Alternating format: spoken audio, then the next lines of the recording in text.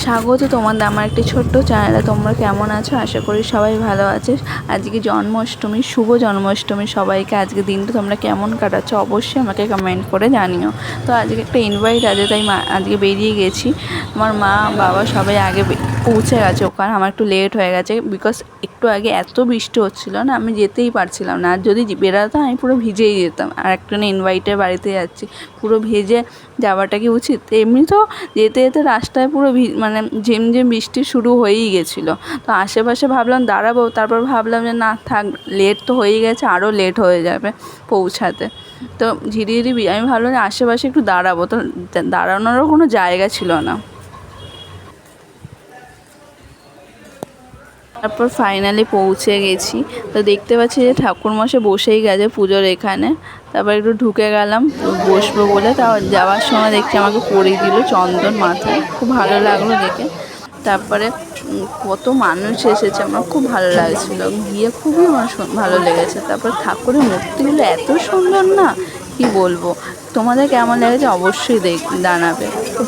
এখানে আশেপাশে এখানে হচ্ছে খাবারের আয়োজন হচ্ছে, তোমরা দেখতে থাকো পুজোটা।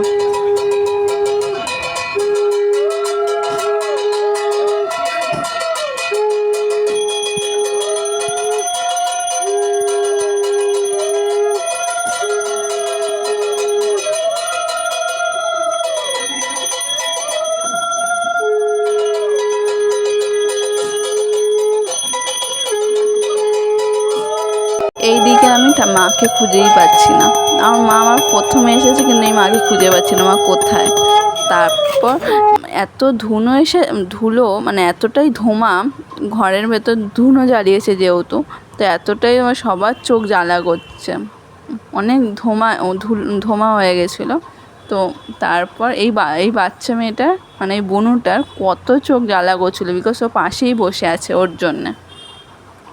আমারও খুব চোখ জ্বালা করছিল বিকজ আমরা সামনে বসে আছি, তো ওর জন্যে চোখগুলো লাল হয়ে গেছিলো।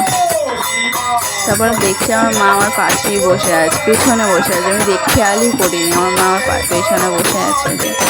তারপরে ঠাকুরের আরতি শুরু হয়ে গেছে।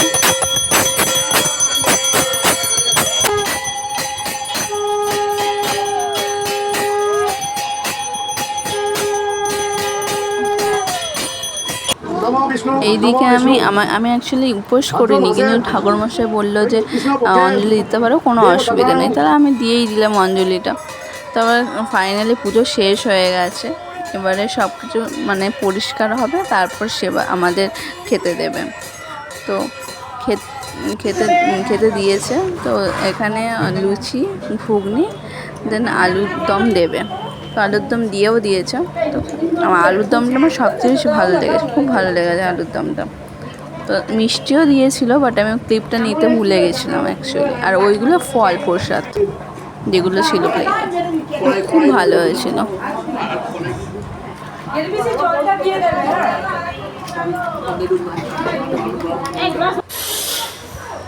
এইদিকে আমার খাওয়া দাওয়া শেষ, আমি এবার বাড়ির দিকে রওনা দেবো। ভাবলাম যে আমাকে হেঁটেই আবার বাড়ির দিকে হেঁটেই যেতে হবে। তারপর দেখছি যে আমার দাদা আছে, আমার দাদা গাড়ি এনেছে, তো দাদা গাড়ি করেই যাব। তো এটা আমার বোনও বললো যে ছবি তুলবো আমার সাথে, ভিডিও করবে, তো আমার সাথে ভিডিও করলো। তো এইদিকে গাড়ি করে বাড়ির দিকে রওনা দিচ্ছি।